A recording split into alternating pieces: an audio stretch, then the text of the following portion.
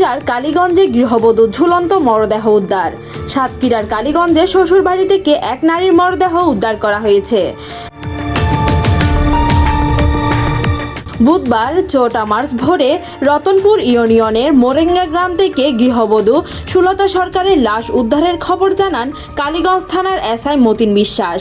মৃত 27 বছর বয়সী সুলতা সরকার শ্যামনগর উপজেলার রমজাননগর ইউনিয়নের ভেটকালী উপজেলার সুবল বদ্দের মেয়ে এবং রতনপুর ইউনিয়নের মোরেঙ্গা গ্রামের মৎস্য চাষী শশাঙ্ক সরকারের স্ত্রী।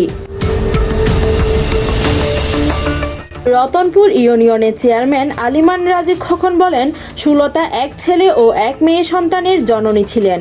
ভোরে একটি ঘরে তার মরদেহ দেখতে পান তার শ্বশুরবাড়ির লোকজন। পরে বিষয়টি থানায় জানানো হয়। এরপর এসআই মতিন বিশ্বাস বলেন, ঘটনার পর সুলতার স্বামী শশাঙ্ক বিশ্বাসকে জিজ্ঞাসাবাদের জন্য থানায় নেওয়া হয়েছে। আর সুলতার মরদেহ উদ্ধার করে ময়না তদন্তের জন্য সাতক্ষীরা সদর হাসপাতালে মর্গে পাঠানো হয়েছে।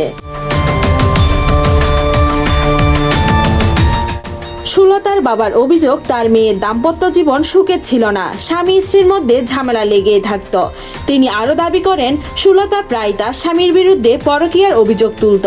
এই ঘটনায় একটি অপমৃত্যু দায়ের করা হয়েছে বলে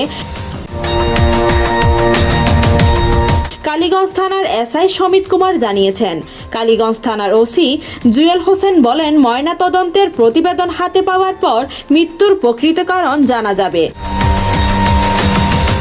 নিউজ ডেস্ক, হিন্দুস নিউজ।